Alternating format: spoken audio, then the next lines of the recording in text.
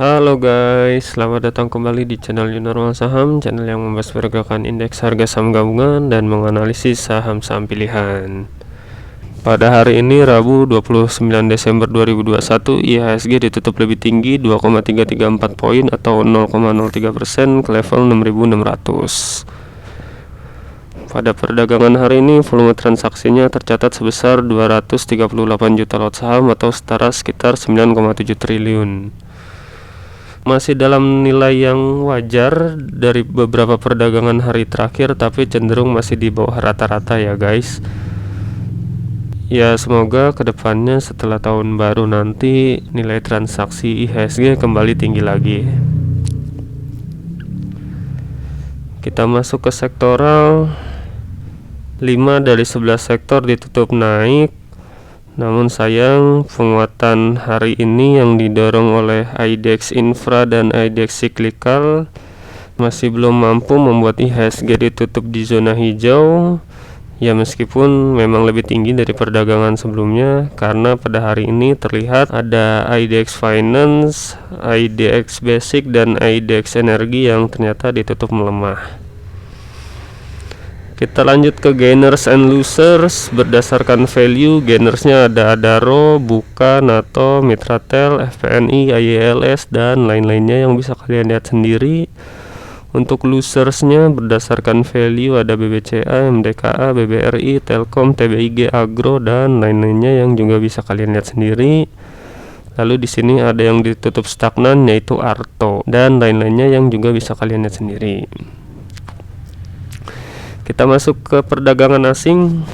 Berdasarkan data RTI, asing kali ini membukukan net sell kembali di fase reguler sebesar 110,47 triliun, dan secara keseluruhan di semua market net sell-nya 71,56 triliun. Karena ternyata di pasar negosiasi dan tunai asing membukukan net buy sebesar 38,91 miliar. Pada hari ini saham-saham yang masih diakumulasi asing diantaranya ada MTK, MDKA, BMRI, NATO, BRMS, BBNI, ASII, dan lain-lainnya yang bisa kalian lihat sendiri. Untuk saham-saham yang dijual asing kali ini ada Adaro, BBCA, Mitratel, IPTV, BBRI, SMGR, UNTR, TBIG, PTBA, dan lain-lainnya yang bisa juga kalian lihat sendiri. Oke, kita masuk ke chart dari IHSG. Pada perdagangan hari ini IHSG terlihat memang ditutup lebih tinggi daripada perdagangan sebelumnya, tapi candlestick yang dibentuk terlihat memerah karena harga penutupannya di bawah harga pembukaan pada perdagangan hari ini. Pada hari ini terlihat IHSG juga menguji kembali daerah resistennya di sekitar 6620, tapi lagi-lagi sangat disayangkan masih gagal membreakout resistennya tersebut. Lalu untuk volume transaksi di sini tercatat lebih tinggi. Untuk data di Stockbit ini kemungkinan volume transaksinya berasal dari semua market ya guys, makanya lebih tinggi dibandingkan perdagangan di hari sebelumnya. Lalu di sini ada asing yang terlihat membukukan net sell di semua market, jumlahnya tipis atau lebih sedikit. Lalu ada RSI di sini yang mengarah ke atas dan sejauh ini masih oke. Di sini coba kita tarik garis untuk menunjukkan tren turunnya ya guys. Nah, di sini terlihat tren turun dari RSI IHSG ini sudah terbreakout, dan seharusnya kedepannya transaksi di IHSG ini masih oke, dan harapannya akan melanjutkan kenaikannya. Lalu ada MACD di sini yang juga terlihat makin membaik. Histogram merah kecil dibentuknya dan harapannya kedepannya akan segera melakukan golden cross. Lalu bagaimana proyeksi IHSG untuk esok? Berhubung besok adalah hari terakhir perdagangan di Bursa Efek Indonesia menjelang tahun baru, ada kemungkinan IHSG masih akan lesu, transaksinya masih akan di bawah 12 triliun. Dan seharusnya IHSG tidak akan bergerak kemana-mana dan cenderung sideways atau dalam hal ini bergerak ranging di sekitar 6555 hingga 6620 ini. Kita masuk ke analisis saham-saham pilihan ya guys. Kita mulai dari IDX non cyclical, sektor makanan olahan. Di sini ada Mayora Indah Tbk dengan kode saham MYOR. Saat ini Emyur sudah menjadi saham first liner, market capnya saat ini sudah mencapai 46,7 triliun dan tergolong ke dalam saham syariah. Pada perdagangan hari ini Emyur ditutup naik 30 poin atau menguat 1,45% ke harga 2090, di mana harga penutupannya ini sangat disayangkan di bawah rata-rata harga pembeliannya. Untuk transaksinya di sini bagus karena banyak yang membelinya di harga kanan dibandingkan yang menjualnya di harga kiri. Lalu ada asing yang dalam perdagangan terakhir ini mulai kembali mengakumulasi saham ini dalam jumlah yang kecil. Kita masuk ke chart dari Emyur, kita mulai dari bandar detektornya dulu. Secara keseluruhan saham ini netral, tidak diakumulasi ataupun didistribusi. Untuk chartnya sendiri di sini terlihat Emyur menguat, namun penguatannya terlihat terbatas di sekitar resisten di 2090. Untuk volume transaksinya lebih baik, lebih tinggi dibandingkan perdagangan di hari sebelumnya, tapi sayang ternyata masih di bawah rata-rata volume transaksi dalam 20 hari terakhirnya.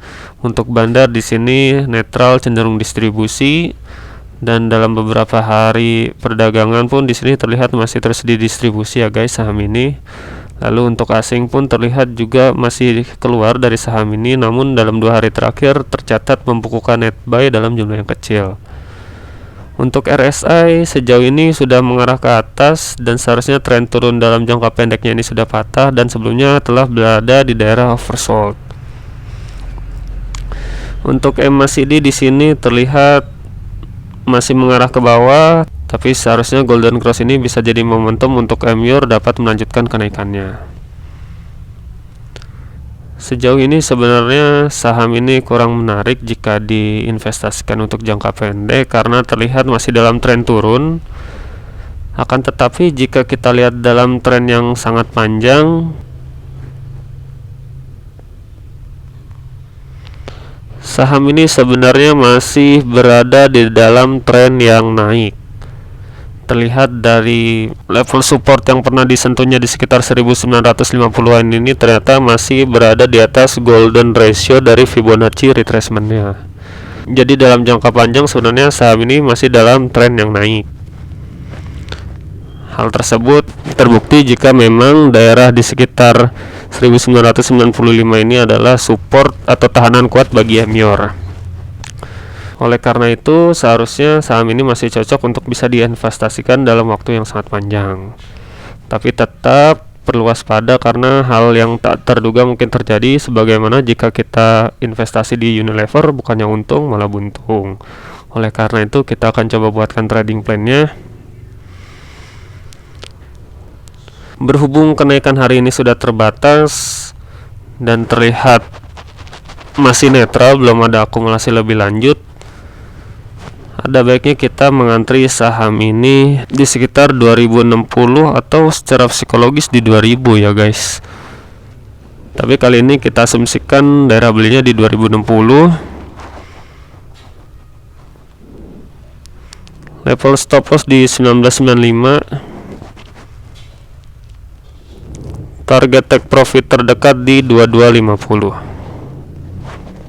Maka risk and reward ratio-nya adalah 1:2,92. Sangat menarik, potensi kerugian 3,16% dan keuntungan 9,22%. Cut loss apabila saham ini ditutup di bawah harga 1995 dan target take profit-nya bisa di sekitar 2240 hingga 2250. Tentu daerah 2250 ini bisa tercapai ketika resisten terdekatnya di 2150 ini bisa terbreakout, dan apabila 2250 ini bisa terbreakout, target selanjutnya bisa disesuaikan dengan resisten-resisten yang ada di sini ya guys. Disclaimer on.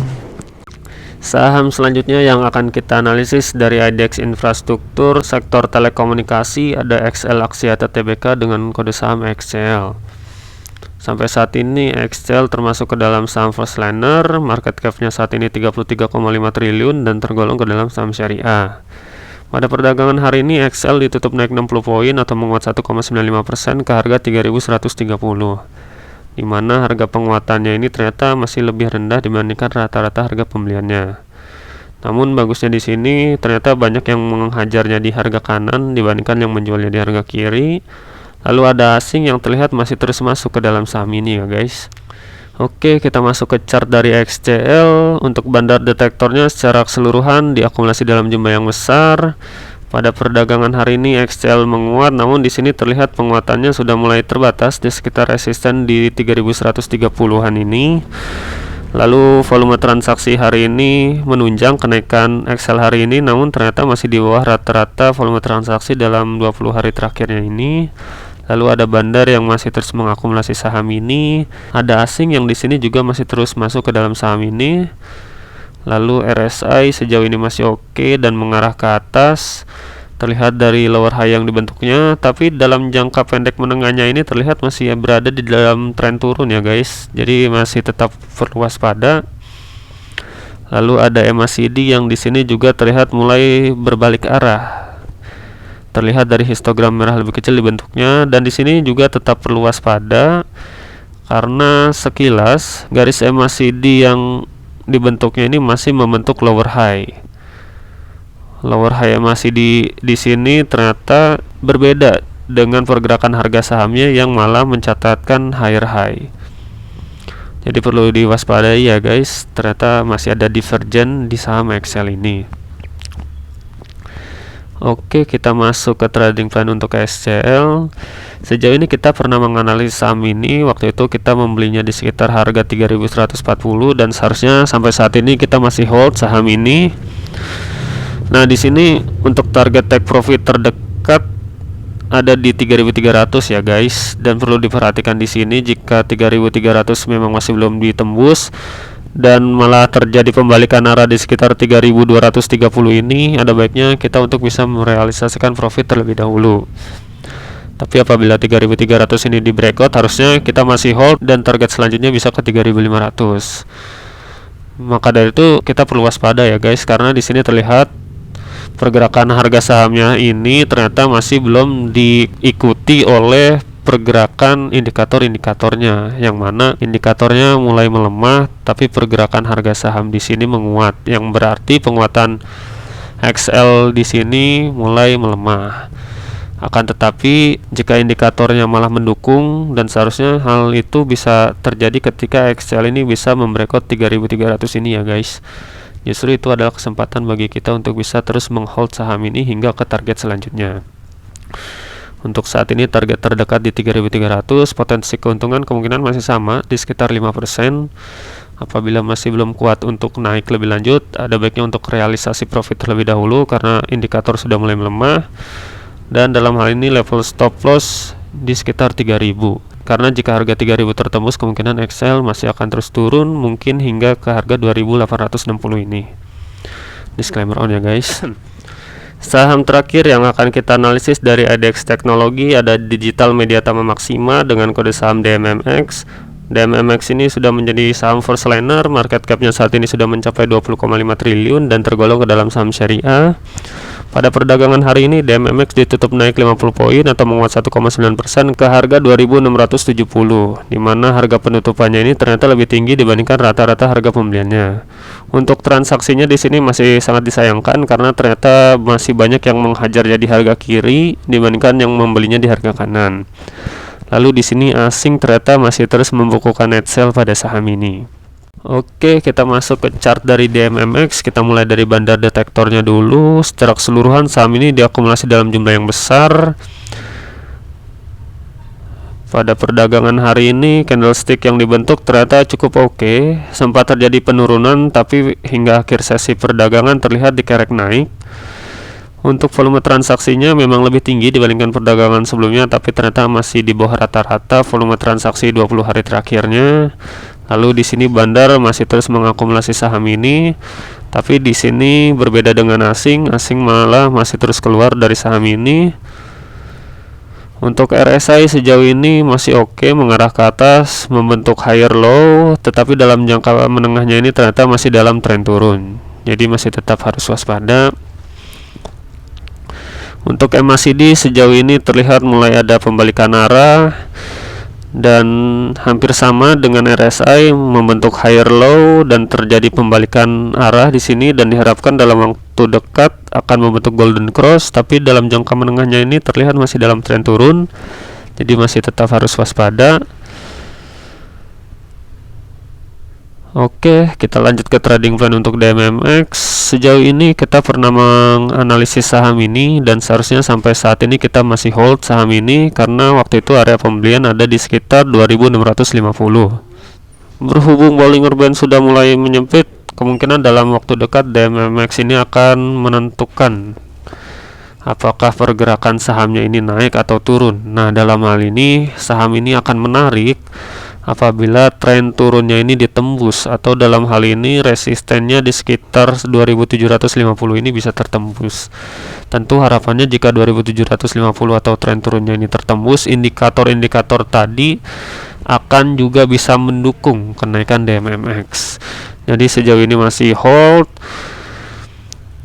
Cut loss apabila saham ini ditutup di bawah harga 2520, karena jika ditutup di harga tersebut kemungkinan saham ini masih akan terus turun, mungkin bisa sampai ke area di sekitar 2200-an ini. Dan target take profit terdekat ada di sekitar 3010 hingga 3100 ini.